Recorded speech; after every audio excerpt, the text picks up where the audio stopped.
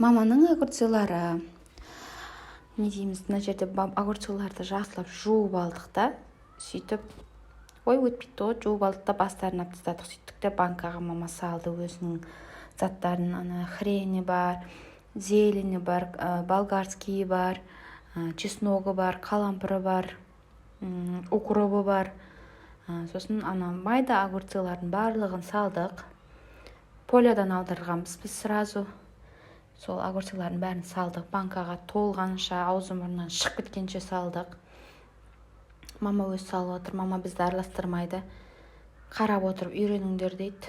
Жасымыз 25-30-ға келсе де әлі қарап отырамыз. Бәрін дайындап береміз.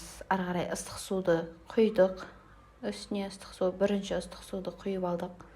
Ыстық сулар кетті. Мына жақта құйып қойғанымыз жартысын. Енді қазір төгеміз бірінші партия. Екінші партия. Уже қантын, тұзын саламыз мөлшермен. Мама мөлшермен салады. 2 қасық тұз, 1 қасық қант салады. Сөйтеді, 1 чайный ложкадан уксус құяды, капля сияқты қылып. Сөйтеді, томатный сокты құйдық. Бұл жерде томатныймен жаптық. Томатныйға бұрыннан келе жатқан томатный соктарды пайдаланады мама помидордан.